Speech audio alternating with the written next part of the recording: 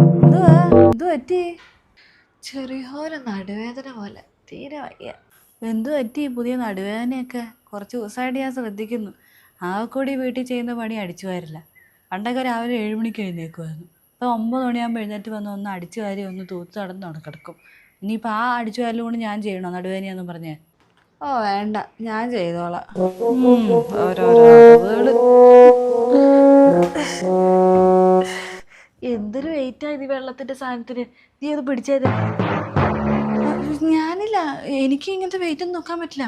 Wait നോക്കി നിനക്കെന്നാ? ആവശ്യത്തിന് ആരോഗ്യം ഉണ്ടല്ലോ.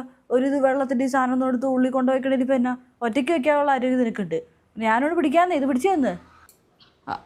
അതല്ല, വെയിറ്റ് നോക്കിയാലേ നടുവേദന എടുക്കും. ആ ഒരു ചെറിയ നടുവേദനയല്ലേ നിനക്കുള്ളൂ. അത് നടുവേദന എന്ന് മൊത്തം പറയാനും പറ്റത്തില്ല, പുറം വേദന എന്ന് പറഞ്ഞാൽ മതി. അതിനാണെങ്കിൽ കിടന്ന് ഗോഷ്ടി കാണിക്കരുത്. അപ്പം ഞാനൊക്കെ എന്തോരം നോക്കണം. എൻ്റെ ഡിസ്ക് കയറ്റിയിട്ടുള്ളേ പണ്ട്. ആ ഇത് വെച്ചിട്ടാണ് ഞാൻ ഈ വീട്ടിൽ പണികളും മൊത്തം ചെയ്ത് നടക്കണേ. എന്നിട്ട് ഇത് ഞാൻ ഒറ്റയ്ക്ക് നോക്കിക്കൊണ്ട് ഇന്ന് എന്നെ കൊണ്ട് വയ്യ. ഒന്ന് പിടിക്കാൻ പറഞ്ഞതിനാണ് ഇത്രയും കിടന്ന് കാണിക്കുന്നത്. പക്ഷെ അതൊന്നും എനിക്കറിയില്ല. എനിക്ക് പക്ഷെ വെയിറ്റ് നോക്കാൻ പറ്റത്തില്ല. അമ്മയ്ക്ക് വെയിറ്റ് പണ്ടത്തെ നടുവേദന ഉണ്ടാവില്ല, അതുകൊണ്ടിരിക്കും. കുഴപ്പമില്ല. പക്ഷെ എനിക്കിപ്പോൾ നടുവേദന കൂടും. അമ്മ പിന്നെ ചേട്ടൻ ഞാൻ വന്നിട്ട് എടുത്തു വെച്ചാൽ മതിട്ടാ. ഓരോ അടവ് കണ്ടില്ലേ? എന്ത് അഹങ്കാരമാണ് പെണ്ണിന്. ഓരോന്ന് കാണിക്കുന്ന നടുവേദന എന്നൊക്കെ പറഞ്ഞാൽ പിന്നെ ഒന്നും നമ്മൾ ചെയ്യിപ്പിക്കത്തില്ലല്ലോ. നീ എന്നെ വയ്യാത്ത ഈ പ്രായം എന്നെ കൊണ്ട് ഇതൊക്കെ പൊക്കിക്കാനൊക്കെ ഉള്ള അടവ് നോക്ക്. ഇവളെന്താ വെയിറ്റ് നോക്കാതിരിക്കുമ്പോൾ അത്ര ഗർഭിണിയാണോ? ഒന്നും ചെയ്യാനിരിക്കാനുള്ള ഓരോ വിദ്യകളെ എന്താണെന്നറിയില്ല, എന്തൊക്കെയോ തിന്നാൻ തോന്നുന്നു. മഴക്കാലമല്ലേ, എന്തെങ്കിലുമൊക്കെ തിന്നാൻ എല്ലാവർക്കും തോന്നും. എനിക്കും ഉണ്ട്. അപ്പം അപ്പായ ഇരിപ്പുണ്ട്, എടുത്ത് കഴിച്ചു. ആ പപ്പായ വേണ്ട വേണ്ട, പപ്പായ തിന്നാൻ പറ്റില്ല.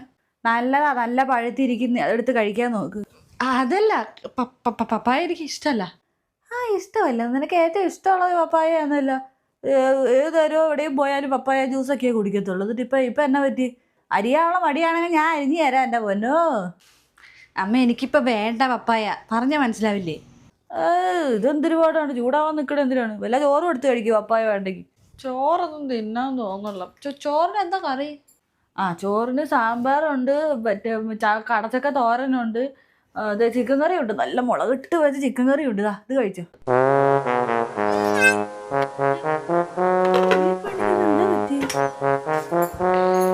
നിനക്കിത് എന്നാ പറ്റിയേ? ഇടയ്ക്കിടയ്ക്ക് വല്ല കാണുമ്പോൾ ഛർദ്ദിക്കാൻ ഓടുന്നുണ്ടല്ലോ, ഗർഭിണികളെ കൂട്ട്. ഇത് വല്ല എടുത്ത് ആവശ്യമില്ലാത്ത വയറ്റിന് വരാത്ത വല്ല എടുത്ത് കഴിച്ചു കാണും. മിനിങ്ങാന്നങ്ങാണ്ട് നിങ്ങൾ രണ്ടുപേരും കൂടെ പുറത്തു പോയല്ലോ. കുറേ നേരം കഴിഞ്ഞാലും വന്നോ? വല്ല പുറത്ത് പോയി ഹോട്ടലിൽ വല്ലതും എടുത്ത് കഴിച്ചോ? വല്ല കഴിച്ചു കാണും. എന്തെങ്കിലും വയറ്റിന് പറ്റാത്ത എന്നൊക്കെ അസുഖം ഉണ്ടെന്ന് അറിയോ ഇപ്പോൾ? ഞാനൊന്നും കഴിച്ചില്ല. പക്ഷെ ഇതിന് മണം വന്നപ്പോൾ എന്തോ ഛർദ്ദിക്കാൻ വന്നെയാ. മട അടിച്ചിട്ട് ഛർദ്ദിക്കാൻ നീ ആര്, ഗർഭിണിയോ? അതിന് മാത്രം ഞെട്ടുന്ന എന്നാത്തിന്?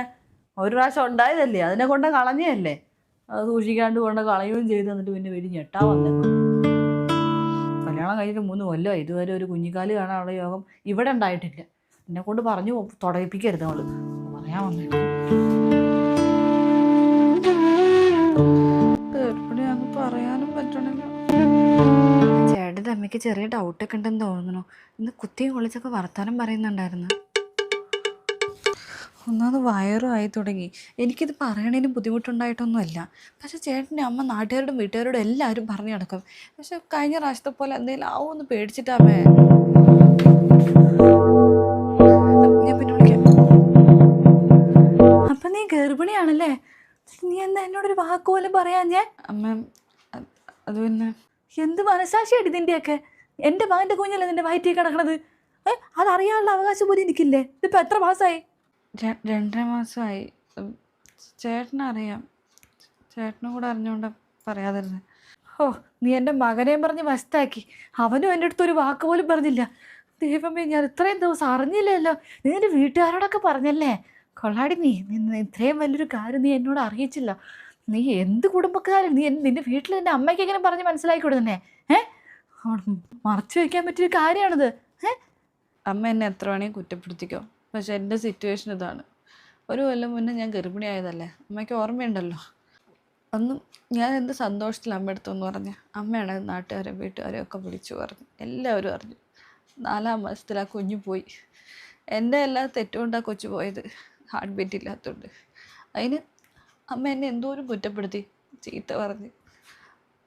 നാട്ടുകാരെ വീട്ടുകാരെയൊക്കെ അറിയിച്ചുകൊണ്ട് പുറത്തോട്ടൊന്നും ഇറങ്ങാൻ പറ്റില്ലായിരുന്നു. എല്ലാവരും 100 ചോദ്യം ചോദിച്ചു. പോയല്ലേ പോയല്ലേ.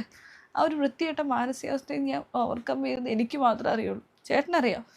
ഞാൻ അത്രയും വേദനിച്ചിട്ടുണ്ട് ആ സമയം.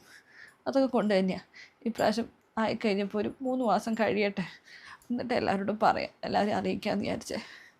ഈ വീട്ടിൽ തന്നെ ഉള്ളതാണ് അമ്മ.